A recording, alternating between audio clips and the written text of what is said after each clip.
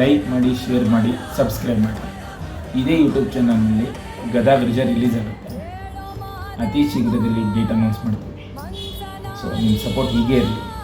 Thank you.